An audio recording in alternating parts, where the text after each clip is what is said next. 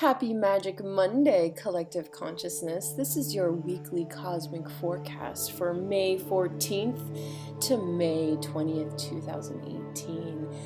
And this is a powerful week indeed, for right now we have Uranus moving into Taurus, and we have a powerful new moon on Tuesday.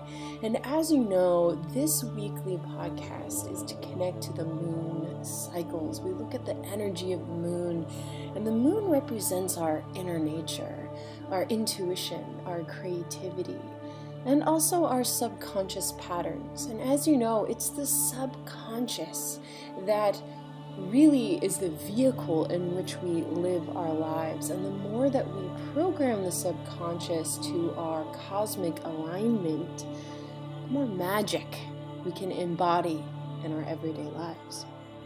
So with this weekly forecast, we first look to the astrology, the energy in which we're going to experience the cycles.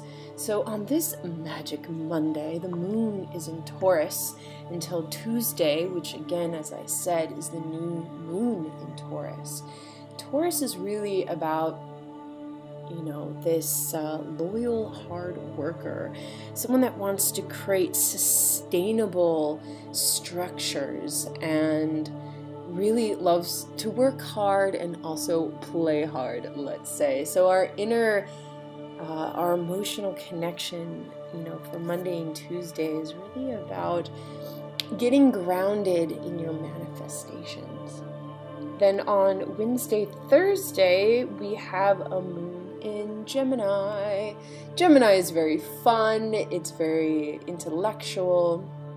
It wants to move through the emotions with our mental process. Because Uranus, the planet of surprises, of change, and of old trauma, is really going to be activating our mind and it's not just the mind, but it's the vehicle in which we create the mind. And this is an important process because this is when revolution happens, and this is what the planet Uranus really is. Uranus is the rebel.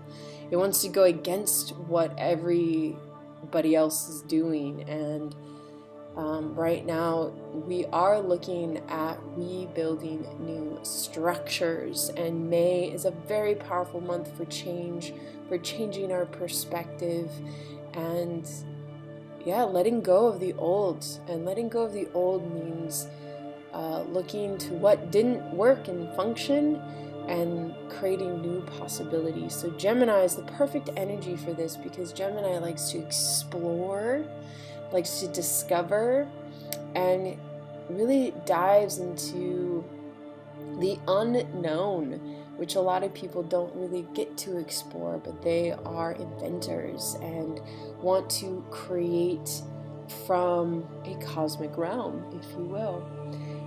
By Thursday, Friday, the moon will move into Cancer, so we'll be able to ground that into our emotions and to really nurture this new structure. A lot of times, Cancer is a water sign and really about nourishing self-love, self-care. Cancer knows all about self-care and will make sure to nourish itself because it is so sensitive that it doesn't really have a choice but to create boundaries in order to protect itself. And by Saturday, Sunday, we have a moon in Leo. So we're able to expand and to express our heart's desires towards the weekend. So as you know, it's interesting to follow the moon cycles, how they change every 2.5 days, and how we can really shift ourselves, how we can go from feeling really strong and powerful and I'm going to go and conquer the world, and then, wow, I just need to stay at home and process all of this.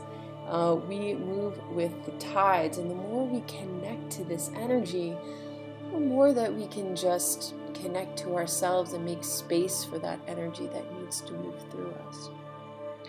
So as we are starting out with a earth moon, so very grounded, very centered, and then we go into the air where we go outside of the body into the ethers and explore the cosmos, and then we return down deep into the depths of our emotions and then return to the heart in order to live and express this new sense of self.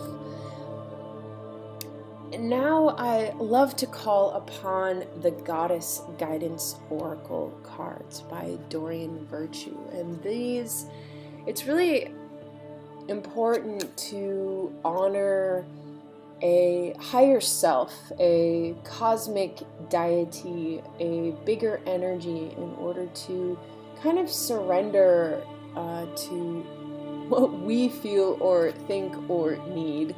And we ask for guidance from something higher than our ego. This is why I call in the goddess energy. It's also really important to tune into the divine feminine and to, again, like we're saying, we're reprogramming the subconscious. And for so long, the feminine has been suppressed, has been not seen. It is a powerful force that is rising again, and for us to acknowledge that, we then need to understand how to invoke the goddess energy. And the goddess that has chosen us this week is Green Tara, and she really represents the feeling of start delegating. Ask others, including Green Tara, to help you instead of trying to do everything by yourself. When you feel resentment in your heart because you're carrying more than your share of the load, you're doing no favors for anyone, including yourself.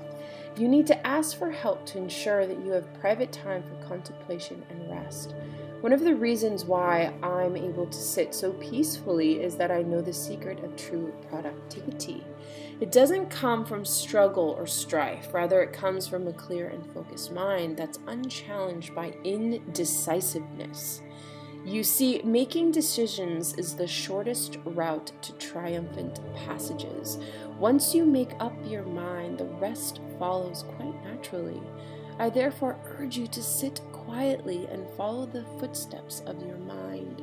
Be open to your heart's meanderings.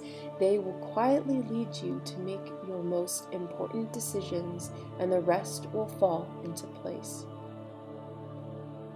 This card has various meanings. It means don't try to be a superwoman or superman. Give your children chores, ask your partner for help, accept acceptance or assistance as it's offered to you. Release guilt or the belief that it's weak to ask for help. Be a team player. Tara is a Hindu and Buddhist goddess whose name means star in the ancient Sanskrit language. Her many personalities and aspects are represented by different colors. Green Tara is known for being a speedy helper who offers emergency aid and provides rapid understanding of situations and relationships. She rescues us by empowering us to save ourselves. Now, I love Green Tara and have been working with her diligently on really creating and manifesting magic in my everyday life. I feel it's really quite often easy to,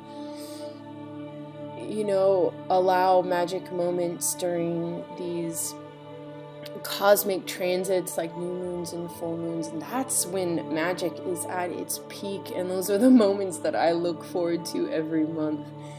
But finding these everyday magic really allows you to open up to that feminine realm, the realm that is aware of what is seen and unseen, and that is where I find magic in everything. And so I wanted to also then call in the tarot. Now, I love Mother Peace tarot cards. I've been working with them ever since I was a little girl. I know, that's wild. And my own mother taught me how to read Mother Peace Tarot, and now I teach others. But today I use this to call in the energy for the collective consciousness. And now that we kind of know the astrological points, astrology and tarot always tend to mesh together. So the overall energy of the week for the collective consciousness is we have 8 of Wands, and it's tilted to the right. So we're really kind of forcing, we have a lot of psychic energy. And this is what I see in this Uranus-Taurus transit, where our mind is just like electricity, and whatever, we're wanting to create manifests, and we have these incredible ideas and visions of the future, even though they may be far from the future or just a couple weeks away. We have this profound clarity of our gifts, of our talents, and how we want to create a sustainable structure of our own world. And when we start looking at our own world, it starts opening up to the collective, how we can create and manifest on a bigger scale. But first, we really need to understand it for ourselves. And this is what this 8 of Wands is really forcing you to, and I don't want to say forcing, but opening this psychic ability to really connect to your own inner guidance, your guidance counselor, your inner teacher, and, allowing you to accept these messages from the other side, but also being able to direct your own messages to the other side, really focusing on what you want to manifest and create and seeing that door open. It is very powerful this week. So the conflict, however, is the Fool. The Fool is a major arcana, the one that lives in the divine moment. And this is ultimately what we're all striving for, is it not?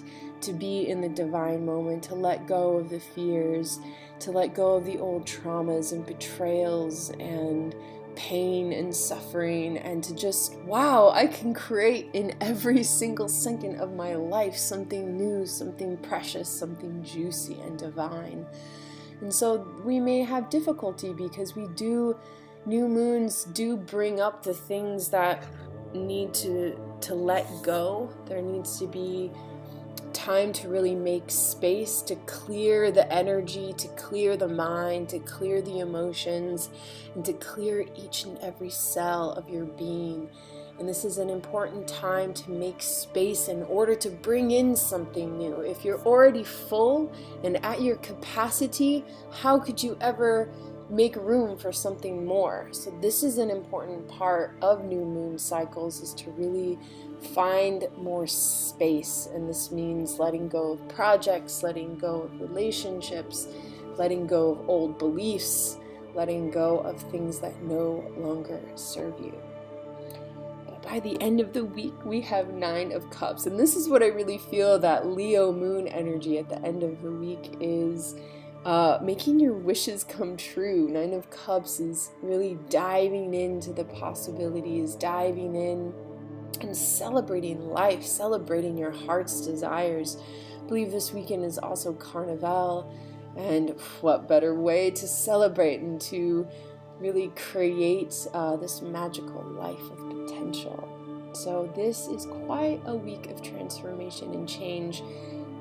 Again, from the psychic, from the spiritual, from the cosmic part of your being. Perhaps your physical world might not change as much, but your perception of it will. Now, before we go, I always like to pull a card from my messenger oracle, and this oracle is all about how to commune with Gaia.